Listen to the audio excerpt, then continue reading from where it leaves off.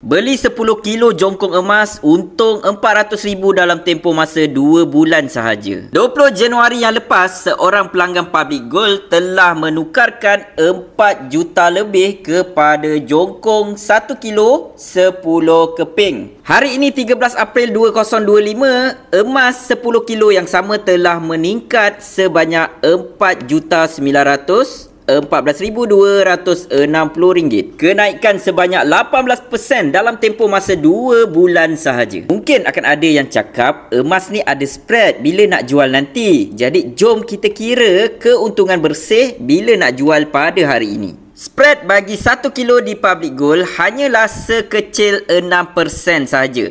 1 kilo ni adalah item yang harga per gramnya paling murah. Bila nak jual balik, harganya lebih tinggi dan lebih cepat dapat untung berbanding produk-produk lain. Jom kita kira. Dengan spread 6% yang ditawarkan Public Gold, harga jualan balik untuk 10 kilo jongkong emas di Public Gold adalah sebanyak RM4,619,400. Bermakna beliau telah mendapat keuntungan sebanyak 11%, RM485,160 dalam tempoh masa 2 bulan sahaja. Jadi kepada sesiapa yang sedang mencari produk yang harga per gramnya paling murah, harga jualan balik paling tinggi dan lebih cepat dapat untung, 1 kilo ini adalah item yang paling sesuai dan paling berbaloi untuk kita membeli. Berminat nak dapatkan jongkong emas di Public Gold? Mudah saja. Langkah pertama, daftar akaun, kemudian place order, buat payment dan dah boleh collect item. Sebarang pertanyaan dan bantuan boleh tekan link di bio ataupun di mana-mana link yang saya tinggalkan.